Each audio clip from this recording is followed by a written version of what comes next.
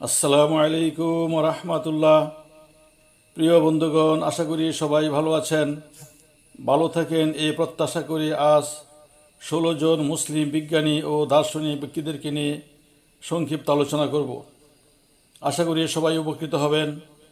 মুসলমানরা হাজারো অধিকার বিশ্বকে উপহার দিয়েছে এবং সারা বিশ্বে বৈজ্ঞানিক বিপ্লব ঘটিয়েছে। দুঃখজনক হলেও সত্য, আমরা মুসলমানরা তাদের সম্বন্ধে কিছুই জানি না। পাশ্চাত্যের লোকেরা মুসলিম বৈজ্ঞানিক ও দার্শনিকদের নাম এমনভাবে লাতিন ভাষায় পাল্টে দিয়েছে যে বুঝবার উপায় নেই যে তারা মুসলিম। বন্ধুগণ, তাহলে চলুন দেখি তারা কি অবদান রেখে গেছেন, তার সংক্ষিপ্ত বিষয় অতীত ইতিহাস থেকে জেনে নেই। আমরা প্রথমে যে মনীষী আলোচনা করব তার নাম আল খাওয়ারিজমি। পূর্ণ নাম আবু আবদুল্লাহ মোহাম্মদ ইবনে মুসা আল খাওয়ারিজমি। তিনি ছিলেন পার্সিয়ান বা ইরানি। মুসলিম বিজ্ঞানীদের মধ্যে শ্রেষ্ঠতম তালিকায় তাহার নাম আছে।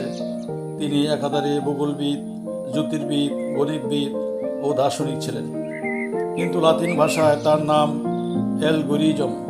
পরবর্তী মনীষীর নাম ইবনে সিনা। পূর্ণ নাম আবু আলী আল হুসাইন ইবনে আবদুল্লাহ ইবনে সিনা। তিনি ছিলেন পদার্থবিদ, জ্যোতির্বিজ্ঞানী, রাসায়নবিদ, ভূগোলবিদ, হাফেজ, যুক্তিবাদী, গণিতবিদ, কবি, ইসলামিক চিন্তাবিদ ও মনোবিজ্ঞানী। চিকিৎসা বিজ্ঞানে তার রচিত 16টি মৌলিক গ্রন্থে 15টিতে তিনি বিভিন্ন রোগের কারণ ও চিকিৎসা পদ্ধতি নিয়ে আলোচনা করেছেন। যে গ্রন্থটি তাকে অমর করে রেখেছে তার নাম কানুন ফি তিব, যা ছিল 5 খণ্ডে বিভক্ত এবং যার 800 পরিচ্ছেদ। ইউরোপে এটিকে চিকিৎসা বিজ্ঞানের বাইবেল বলা হয়। এই জন্য তাকে অনেকে চিকিৎসকের চিকিৎসক বলে থাকেন। লাতিন ভাষায় তার নাম এভিসিনা। পরবর্তী মনীষীর নাম ইবনে বাজ্জা। পূর্ণ নাম আবু বকর মোহাম্মদ ইবনে ইয়াহিয়া ইবনে আস-সাইক আত-তুজিবি ইবনে বাজ্জা আল তুজিবি। তিনি ছিলেন জ্যোতির্বিদ, সঙ্গীতজ্ঞ, পদার্থবিজ্ঞানী, চিকিৎসাবিদ, উদ্ভিদ বিজ্ঞানী, কবি ও দার্শনিক। তার লাতিন নাম এভাম্পেস। পরবর্তী মহামনীষী আল ফরগানি। পূর্ণ নাম আব্দুল আব্বাস আহমদ ইবনে মুহাম্মদ ইবনে কাসির আল ফরগানি। 9ম শতাব্দীতে তিনি ছিলেন বিশ্বের খ্যাতনামা একজন জ্যোতির্বিজ্ঞানী। চাঁদের আগ্নেয়গিরির জ্বালামুখ আলফ্রাগানুসের নামকরণ তার নামে করা হয়েছে। পরবর্তী মনীষীর নাম আল ইদ্রিসি। পূর্ণ নাম আবু আবদুল্লাহ মোহাম্মদ ইবনে আবদুল্লাহ ইবনে ইদ্রিস আল শরীফ আল ইদ্রিসি। পৃথিবীর প্রথম মানচিত্র অঙ্কনকারী। লাতিন ভাষায় তিনি গ্রেসেস নামে পরিচিত। পরবর্তী মনীষী আল কিন্দি। কোরআন, হাদিস, ফিকহ, ইতিহাস, দর্শন, ভাষাতত্ত্ব, রাজনীতি, গণিতশাস্ত্র, জ্যোতির্বিদ্যা প্রভৃতি বিষয়ে তিনি ছিলেন বিশারদ। আল কিন্দির পুরো নাম আবু ইউসুফ ইয়াকুব ইবনে ইসাক আল কিন্দি। তিনি আল কিন্দি নামেই পরিচিত।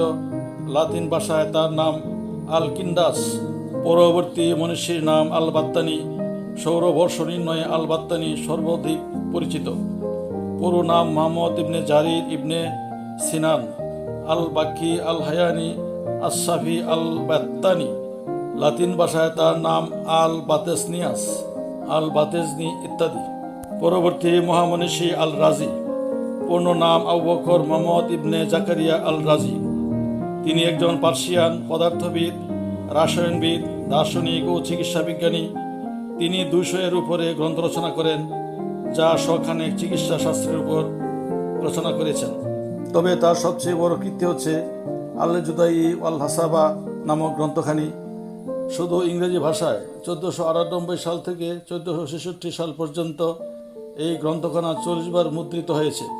তিনি কিতাব আল মনসুরি নামে 10 খণ্ডে একটি বিরাট চিকিৎসা গ্রন্থ প্রণয়ন করেছেন। লাতিন ভাষায় তার নাম বাজেস বা বাজিস। পরবর্তী মনীষী ইবনে রুশদ। পুরো নাম আবুল ওয়ালিদ মোহাম্মদ ইবনে আহমদ ইবনে রুশদ। তিনি ইবনে রুশদ নামে পরিচিত। তিনি একজন আন্দালুসিয়ান বা স্প্যানিশ মুসলিম বিজ্ঞানী। তিনি একাধারে ইসলামিক দার্শনিক, ইসলামিক ধর্মতত্ত্ববিদ, যুক্তিবিদ, ভূগোলবিদ, জ্যোতির্বিদ, গণিতবিদ ও পদার্থবিজ্ঞানী ছিলেন। লাতিন ভাষায় তার নাম এবেরুস। পরবর্তী মনীষী আল জারকালি, আরব জ্যোতির্বিজ্ঞানী ও গণিতবিদ আবু ইসহাক ইব্রাহিম ইবনে ইয়াহিয়া আল নাক্কাস আল জারকালি। তার জ্যোতির্বিজ্ঞানিক ছকের মধ্যে পাশ্চাত্য তিনি অত্যন্ত জনপ্রিয়। তার বুক অব ট্রেভেলস ত্রয়োদশ শতকে রাজা এফোসোসের নির্দেশে অনুবাদিত হয় এবং এর মাধ্যমে পাশ্চাত্যে গাণিতিক জ্যোতির্বিদ্যার পুনর্জন্ম হয়। তিনি অ্যাস্ট্রোল্যাব যন্ত্রে উন্নতি সাধন করেন এবং বুধ গ্রহ সংক্রান্ত টলেমির মতবাদে সংশোধনী আনেন। লাতিন ভাষায় তার নাম মার্কাজেল। পরবর্তী মহামনীষী আল ফারাবি, দ্বিতীয় শিক্ষক, খ্যাত প্রখ্যাত মুসলিম পদার্থবিজ্ঞানী, যুক্তিবিদ, মনোবিজ্ঞানী, দার্শনিক, সমাজবিদ, মহাকাশবিদ আবু নাসর মোহাম্মদ বিন আহমদ আল ফারাবি। পদার্থবিজ্ঞানে তিনি শূন্যতার অবস্থান প্রমাণ করেছিলেন। লাতিন ভাষায় তার নাম ফারাবিয়াস। পরবর্তী মনীষী আল বলখি, পূর্ণ নাম জাফর ইবনে মোহাম্মদ আবু মাসর আল বলখি। তিনি একজন বিখ্যাত পার্সিয়ান জ্যোতির্বিদ, দার্শনিক, গণিতবিদ ছিলেন। তিনি আল ফালাকি আল বাশার ইবনে বলখি নামেও পরিচিত ছিলেন। লাতিন ভাষায় তার নাম আবু বুশার বা আল বক্সার।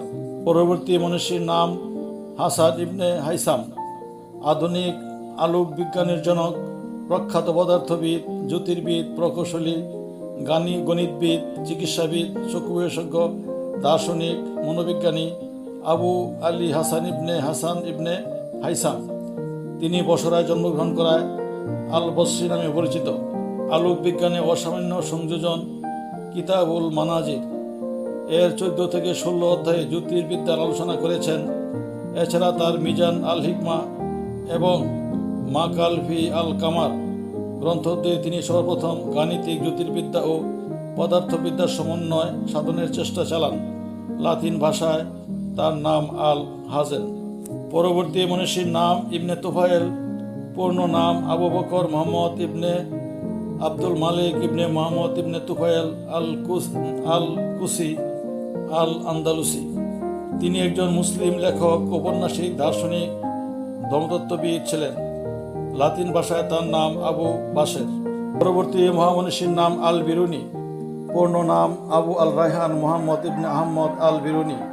তিনি জ্যোতির্বিদ্যা, গণিত, ইতিহাস, দর্শন, ভূবিদ্যা, চিকিৎসাশাস্ত্র ইত্যাদি বিষয়ে পাণ্ডিত্যের অধিকারী ছিলেন। লাতিন ভাষায় তার নাম আল বিরুনিয়াস। পরবর্তী মহামনীষীর নাম হজরত ইমাম গজ্জালি রহমতুল্লাহ আলাই, 5ম শতাব্দীর মুজাদ্দিদ তথা সংস্কারকারী, হুজ্জাতুল ইসলাম।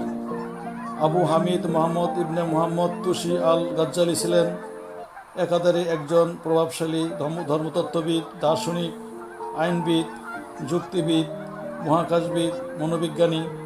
লাতিন ভাষায় তার নাম আল গেজেল।